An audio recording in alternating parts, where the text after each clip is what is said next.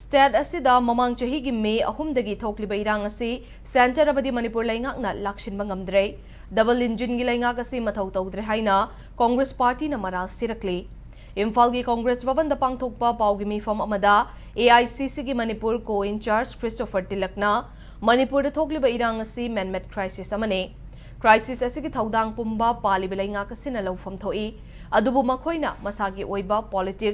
political activity amadi aranba wafam Thaza hanbada mathau chinduna leire loina namakhoina claim tawzariba double engine gi laingak asi mathau tawdraba engine oire haina phongdokhe mahak namakha taraduna Manipur da paliba double engine gi laingak asi pamdre haibasi handak pangthokhiba Lok Sabha election da Manipur miyamna utkre Congress party gi oinadi thokliba irang asigi waroishin puraktuna Manipur bo nena taba lamdam ama oihanaba state amadi center laingakta takshinduna lakli haina phongdokhe Is the present government going to take responsibility for this? I don't think so. They are busy with their political activity, they are busy with their politics, and they are busy with giving false promises.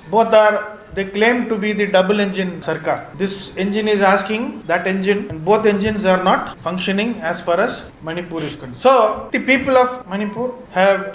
clearly shown their anger, their angst against this particular government in the Lok Sabha election. They have voted for Congress, which is a clear indication, and it's also sending a message to the Congress party also that we have to also put pressure on the existing state government and the central government to come out with a peaceful solution.